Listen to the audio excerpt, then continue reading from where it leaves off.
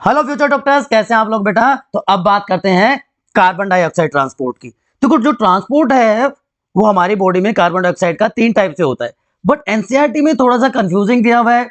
सिर्फ एक पैराग्राफ में पूरा एक्सप्लेन किया हुआ है, तो इससे कंफ्यूजन हो जाता है बच्चों को। तो आपके लिए इसको बिल्कुल सिंप्लीफाई कर देते हैं। देखिए, जो CO2 का ट्रांसपोर्ट है वो हो रहा है 3 टाइप से। सबसे ज्यादा बाइकार्बोनेट आयंस की फॉर्म में या बाइकार्बोनेट की फॉर्म में। सेकेंड होता है कार्बो अमीनोग्लोबिन की फॉर्म में। और तीसरा डिसोल्व फॉर्म इन प्लाज्मा। तो एबीसीडी से आप याद रख सकते हैं। ए स्टार्ट कर रहे हैं, बाइकार्बोनेट 70%, कार्बोअमीनोग्लोबिन 23% एंड डिसोल्व फॉर्म 7%। हमारी बॉडी में जो टिश्यूज प्रेजेंट हैं वो क्या करते हैं, टिश्यूज में ऑक्सीजन की एंट्री होती है और वहां से कार्बन डाइऑक्साइड बाहर निकलती है। ये कार्बन डाइऑक्साइड इन 3 फॉर्म से ट्रांसपोर्ट हो जाती है थ्रू आउट द बॉडी। अब टिश्यूज के पास क्या है, ये हमारे बॉडी का टिश्यू है। टिश्यूज के पास होती हैं ब्लड वेसल्स, राइट। और इन ब्लड वेसल्स में आरबीसी भी है, इसमें डब्ल्यूबीसीज भी हैं और इसका प्लाज्मा कंटेंट भी है। तो अगर इसको हम एनलार्ज करके देखें तो ये पूरा का पूरा हम एरिया मान लेते हैं, राइट, ब्लड वेसल का। और उस ब्लड वेसल्स में ये पूरा एरिया आपका हो गया बच्चों आरबीसी का, राइट।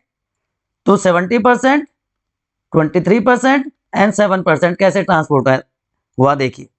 CO2 एंटर कर गई हमारी बॉडी में और H2 के साथ कंबाइन करके वो कार्बोनिक अनहाइड्रेज एंजाइम के प्रेजेंस में H2CO3 की फॉर्मेशन करती है, जो डिसोशिएट हो जाता है further into hydrogen ion and bicarbonate ions, right. ये बाइकार्बोनेट आयंस आरबीसी से निकल के प्लाज्मा में आ जाते हैं। ये सारा का सारा प्लाज्मा पार्ट हो गया, ये सारा का सारा आरबीसी है, आरबीसी का एरिया है, राइट। अब ये बाइकार्बोनेट जब आरबीसी से बाहर आ जाता है तो एक नेगेटिव आयन बाहर आया, तो उसको कंपनसेट करने के लिए, उसको बैलेंस करने के लिए जो प्लाज्मा में NaCl है वहां से क्लोराइड आयंस अंदर आते हैं। तो क्लोराइड आयंस की एंट्री हुई and this process is known as chloride shift, या जिसको हैम्बर्गर्स फिनोमिनन भी कहते हैं। ये क्लोराइड आयन आरबीसी में एंटर करता है, ठीक है। अब ये जो हाइड्रोजन आयंस हैं ये हीमोग्लोबिन के साथ और अमोनिया के साथ कंबाइन करके क्या बना देंगे, क्या बना देंगे, NaHCO3 बना देंगे। अब आप कहोगे NaHCO3 कहां से आया, कि जो सोडियम आयंस बच गए थे, जो पॉजिटिवली चार्ज आयंस थे, वो यहां पे आके इसके साथ कंबाइन कर जाते हैं। तो Na पॉजिटिव आयन बाइकार्बोनेट के साथ कंबाइन करेंगे, Na positive plus HCO3 negative, तो क्या बन जाएगा NaHCO3। और हीमोग्लोबिन कंबाइन कर गया हाइड्रोजन आयंस के साथ और यहां पे अमोनिया आ गया, तो क्या बन गया hydrogen ions plus haemoglobin plus ammonia और CO2 यहां पे आ जाती है। तो जो 70% कार्बन डाइऑक्साइड है वो तो बाइकार्बोनेट के फॉर्म में ट्रांसपोर्ट हो गई, 7% से जो डिसोल्व फॉर्म में हो गई प्लाज्मा में, और जो 23% है वो इस कार्ब अमीनोग्लोबिन की फॉर्म में ट्रांसपोर्ट हो जाती है। ठीक है ना बच्चों, तीनों टाइप समझ में आ गई आपको। अब इस NaHCO3 में से CO2 बाहर निकल जाएगी। कैसे निकल जाएगी, देखिए। अब इस जो ये ब्लड वेसल्स हैं ये किससे अटैच्ड हैं, एल्वियोलाई से। एल्वियोलाई में डिफ्यूजन के थ्रू गैस का एक्सचेंज होगा, तो ऑक्सीजन की कंसंट्रेशन एल्वियोलाई में ज्यादा है, तो एल्वियोलाई से कहां पे आ जाएगी, ब्लड में आ जाएंगे। लेकिन CO2 की कंसंट्रेशन एल्वियोलाई में कम है, तो यहां से जो NaHCO3 में जो ट्रैप थी कार्बन डाइऑक्साइड वो एल्वियोलाई में आ जाएगी। ये भी बात समझ में आ गई आपको? ठीक है, तो अब हो क्या रहा है, आरबीसीज हैं तो ब्लड फ्लो करके कहां चला गया, लंग्स में चला गया। वहां एल्वियोलाई में ऑक्सीजन की कंसंट्रेशन ज्यादा, लंग्स का एल्वियोलाई, एल्वियोलाई में दो चीजें हो रही हैं, PO2 पार्शियल प्रेशर ऑक्सीजन का हाई, पार्शियल प्रेशर CO2 का लो। तो एल्वियोलाई से और ऑक्सीजन तो कहां चली गई, ब्लड में, और ब्लड से कार्बन डाइऑक्साइड कहां पे आ गई, एल्वियोलाई में। तो गैसेस का एक्सचेंज हो गया। Clear to everyone? तो जो ये मूवमेंट हुआ इसको कहते हैं बोहर्स इफेक्ट। क्या है बोहर्स इफेक्ट और क्या है हेल्डेन इफेक्ट? पहले मैं हेल्डेन इफेक्ट बता देता हूं आपको, उसके बाद हम बोहर्स इफेक्ट की बात करेंगे। तो ऑक्सीजन जो अंदर गई लंग्स से ब्लड में, वो ऑक्सीजन हीमोग्लोबिन के साथ कंबाइन करेगी और ऑक्सी हीमोग्लोबिन की फॉर्मेशन कर देगी। ऑक्सीजन ट्रांसपोर्ट में हम डिस्कस करेंगे। तो इसकी वजह से, इस कॉम्बिनेशन की वजह से CO2 वहां से रिमूव्ड हो गई। तो this effect is known as Haldane effect. ठीक है। दूसरा बोहर्स इफेक्ट क्या कहता है? अब देखिए एनसीईआरटी क्या कह रही है आपकी, अब एनसीईआरटी के हिसाब से चले। एनसीईआरटी क्या कह रही है कि एक सेल है जिसमें कार्बन डाइऑक्साइड है, इस सेल में कैटाबोलिज्म हो रहा है और वही सारा आरबीसी वाला एरिया हम बना देते हैं। तो इस CO2 कहां पे आ गई, पहले प्लाज्मा में आ गई और यहां पे 77% सॉरी डिसोल्व फॉर्म में ट्रांसपोर्ट हो गई। बाकी CO2 H2O के साथ कंबाइन करके H2CO3 बना देगी। ऑलरेडी हम ये सारा डिस्कस कर चुके हैं। तो डिसोसिएशन है, किसका डिसोसिएशन है? Dissociation of oxy haemoglobin. जो ये ऑक्सी हीमोग्लोबिन बना था हेल्डेन इफेक्ट में, dissociation of oxy haemoglobin due to hydrogen ion concentration is known as Bohr's effect.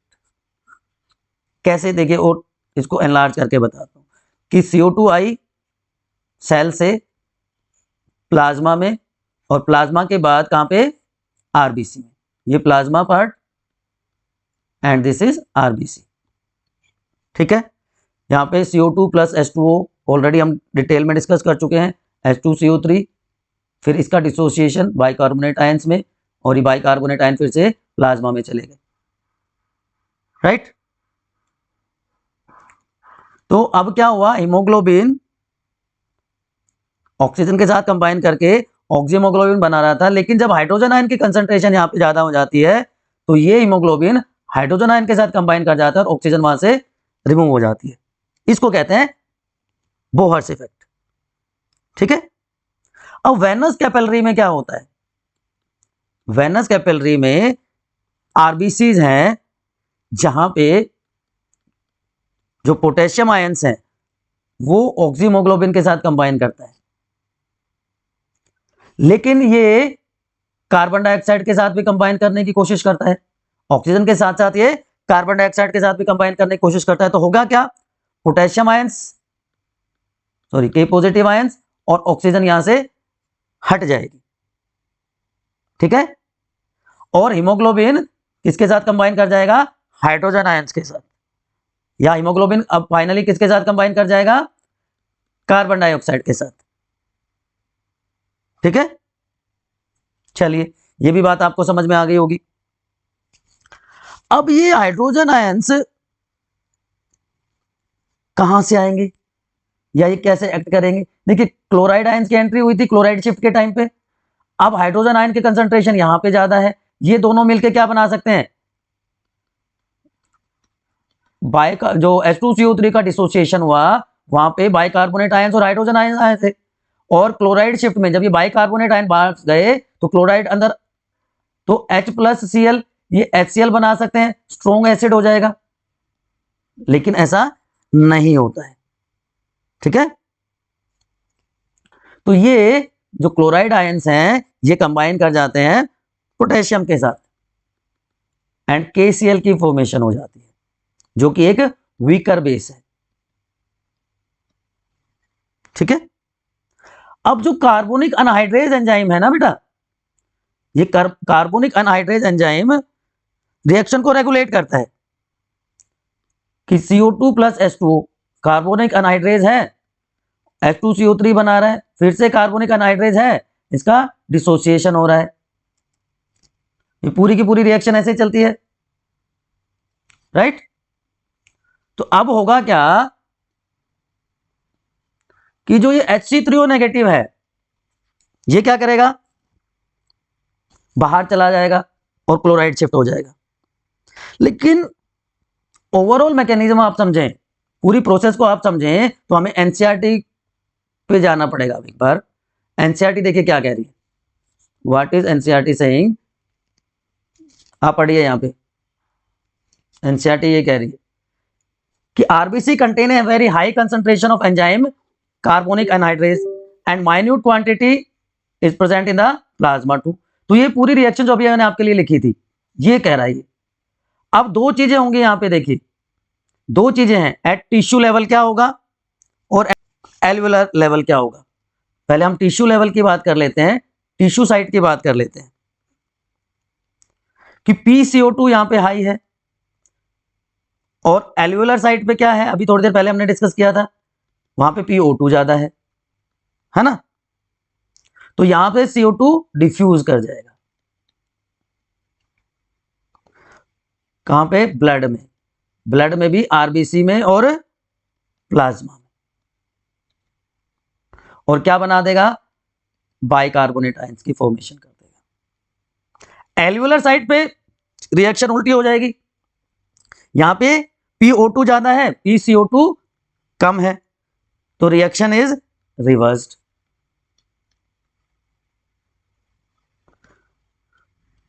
तो अगर बाइकार्बोनेट आयंस ज्यादा हो जाते हैं आरबीसी में, तो रिएक्शन रिवर्स हो जाएगी, और हम ये नहीं चाहते, इसलिए बाइकार्बोनेट आयंस को आरबीसी से रिमूव करके प्लाज्मा में भेज दिया जाता है।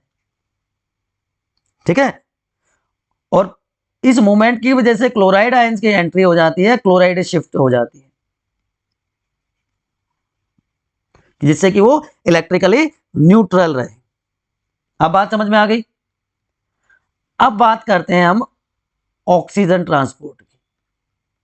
तो ऑक्सीजन का ट्रांसपोर्ट कंपैरेटिवली इजी है, दो तरीकों से ऑक्सीजन ट्रांसपोर्ट होती है, हीमोग्लोबिन के साथ ये कंबाइन करके ऑक्सी हीमोग्लोबिन बना देगी। तो 97% जो ऑक्सीजन है वो ऑक्सी हीमोग्लोबिन फॉर्म में ट्रांसपोर्ट होती है, और बाकी जो 3% है वो डिसोल्व फॉर्म में होगी प्लाज्मा में।